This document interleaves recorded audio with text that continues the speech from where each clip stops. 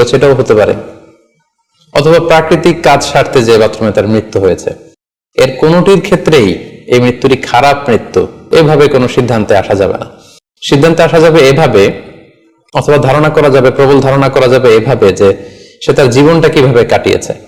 তিনি যদি ঈমানের উপর থাকেন, ইস্তেকামতের উপর থাকেন, আল্লাহ এবং আল্লাহ রাসূলের উপর দৃঢ় বিশ্বাসের উপর থাকেন, তিনি যদি সৎ কর্ম করে থাকেন এই পৃথিবীতে, তাহলে তার বিদায়টা, তার মৃত্যুটা ভালো মৃত্যু হয়েছে বলে আমরা প্রবল ধারণা রাখতে পারি। কিন্তু কে জান্নাতি হবে আর কে জাহান্নামী হবে এ ব্যাপারে শুধুমাত্র আল্লাহ তাআলা ডিসিশন দিতে পারেন। এক্ষেত্রে অনেকে একটি হাদিসের মিস ইন্টারপ্রিটেশনের কারণে এই ধরনের ধারণা করে থাকতে পারেন যে হাদিসটি সহিহ বুখারীতে এসেছে। আল্লাহর হাবিব সাল্লাল্লাহু আলাইহি ওয়াসাল্লাম বলেছেন, ইন্নামাল আ'মালু বিল খাওয়াতিম, অর্থাৎ মানুষের কর্মফল নির্ধারিত হয় তার শেষ কাজের উপর ভিত্তি করে। তার শেষ জীবনটা যদি ভালো হয় তাহলে তার মৃত্যুটা ভালো হয়েছে বলে ধরা হবে। এই হাদিসের মিস ইন্টারপ্রিটেশনের কারণে অনেকে হয়তো ধারণা করতে পারেন যে বাথরুমের ভেতরে কারণ মৃত্যু ঘটলেই সেটা খারাপ মৃত্যু। আসলে ব্যাপারটি এমন নয়।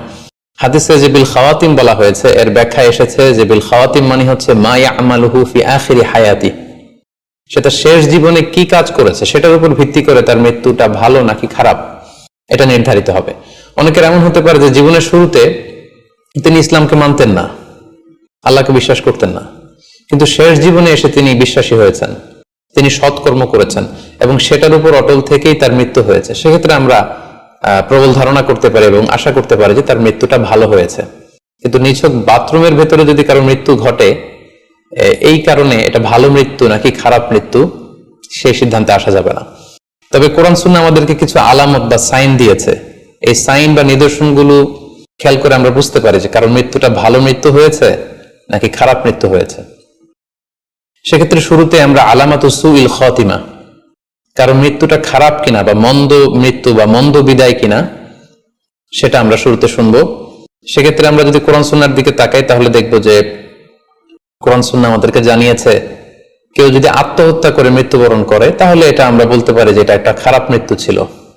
কারণ আল্লাহ রাসূল সাল্লাল্লাহু আলাইহি ওয়াসাল্লাম ইরশাদ করেছেন, সহিহ বুখারীতে এসেছে, মান কাতালা নাফসাহু বিশাইইন উযিবা বিহি ইয়াউমাল কিয়ামাহ, যে ব্যক্তি তার নিজেকে যেই জিনিস দিয়ে আত্মহনন করবে বা আত্মহত্যা করবে, কিয়ামতের দিন তাকে সেই শাস্তি দেওয়া হবে। লেটস সে কেউ যদি ছুরি দিয়ে স্ট্যাবিং করে তার প্রাণ হনন করে, জাহান্নামে সে কেবল জাহান্নামের ছুরি দিয়ে নিজের পেটের ভেতরে এরকম ছুরিকাঘাত করতেই থাকবে, এটাই হবে তার শাস্তি।